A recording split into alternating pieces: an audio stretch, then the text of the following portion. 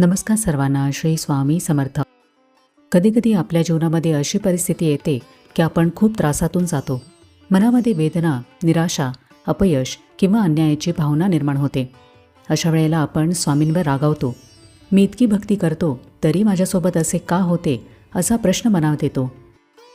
आजच्या व्हिडिओमध्ये आपण हे समजून घेणार आहोत की स्वामींवर राग का येतो, तो चुकीचा आहे का, आणि या रागाला शांत करून आपली श्रद्धा पुन्हा एकदा मजबूत कशी करावी. स्वामी आणि भक्त यांचे नाते हे पिता पुत्राचे किंवा आई लेकरासारखे आहे. लहान मूल आपल्या आईकडे हट्ट करते, एखादी गोष्ट मिळाली नाही की रागावते, तसाच हा प्रकार आहे. तुम्हाला स्वामींवर राग येतो याचा अर्थ तुम्ही त्यांच्यावर अधिकार समजता. ज्यांच्यावर आपले प्रेम नसते त्यांच्यावर आपण कधी रागवत नाही. आपला राग ही आपल्या आंतरिक ओढीची दुसरी बाजू आहे. त्यामुळे स्वतःच्या भावनांना स्वीकारा. सर्वप्रथम तुमच्या मनात जो राग आहे तो दाबू नका. स्वतःला दोष देऊ नका. मला असा विचार येतो आहे म्हणजे मी चुकीचा आहे असे मानू नका. स्वामींना सर्व काही माहिती असते. तुमच्या मनातील प्रत्येक भावना, प्रत्येक वेदना त्यांना माहिती आहे. त्यामुळे तुमचा रागही त्यांच्यापर्यंत पोहोचतो. म्हणूनच स्वामींकडे मन मोकळे करा. स्वामींना खोटेपणा आवडत नाही. जर तुमच्या मनामध्ये राग असेल आणि तुम्ही बरोबर प्रेमाचा दिखावा करत असाल तर ती खरी भक्ती नाही. जसे आपण आपल्या जवळच्या व्यक्तीशी बोलतो तसे स्वामींसमोर शांत बसून त्यांच्याशी बोला. स्वामी, मला हे समजत नाही, मला खूप त्रास होतो आहे असे सांगा. हा संवाद खूप महत्त्वाचा आहे, कारण यातून मन हलके होते आणि आतून शांती मिळायला सुरुवात होते.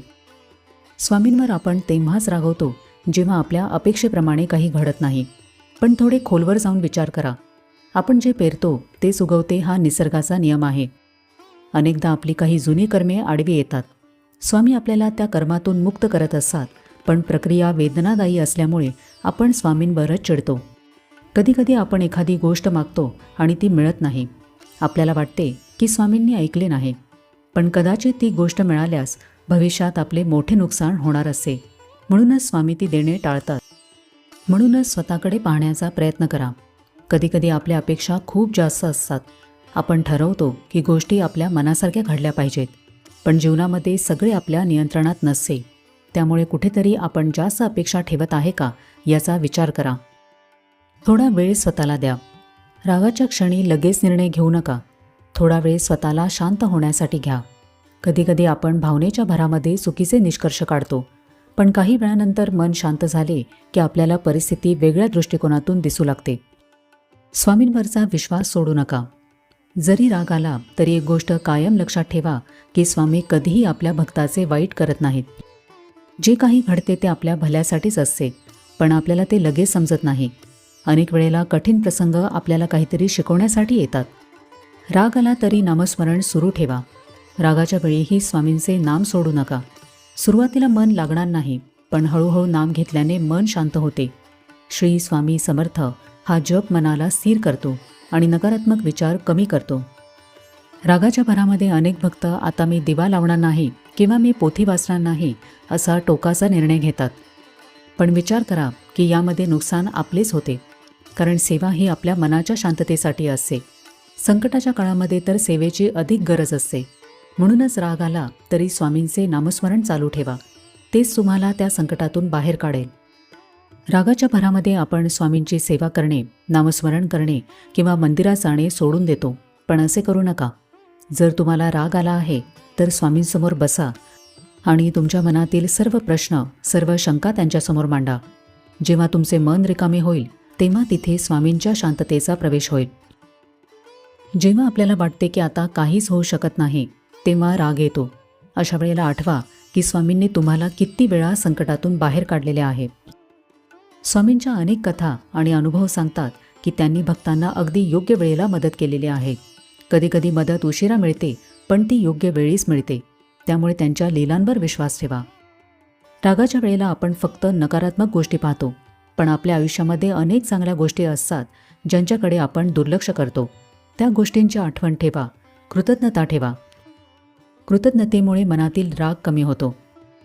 संयम आणि सबुरी ठेवा.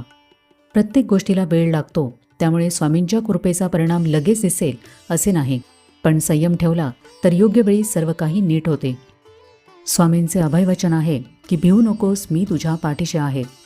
यामध्ये असे नाही की आपण फक्त आनंदी असतानाच ते आपल्या पाठीशी असतात. आपण रागात असो, दुःखात असो किंवा अज्ञानात असो, स्वामी तिथेच आहेत. रागाच्या भरात आपण स्वामींपासून दूर जातो, पण स्वामी आपल्यापासून कधीही दूर जात नाहीत. स्वामींवर रागवण्यापेक्षा त्यांच्याकडे शक्ती मागा की मला परिस्थितीवर राग येत आहे, मला ती सहन करण्याची आणि बदलण्याची ताकद द्या. संकटातून बाहेर पडण्याचा मार्ग दाखवा. जेव्हा तुम्ही स्वतःचे कर्तेपण सोडता आणि सर्व भार स्वामींवर टाकता, तेव्हा राग शांत होतो आणि शरणागती निर्माण होते. स्वामींवरचा राग कायमचा राहत नाही. काही काळानंतर आपल्याला जाणवते की आपण चुकीचे समजलो होतो आणि तोच राग हळूहळू अधिक गाढ भक्तीमध्ये बदलतो, कारण त्या अनुभवातून आपला विश्वास अधिक मजबूत होतो.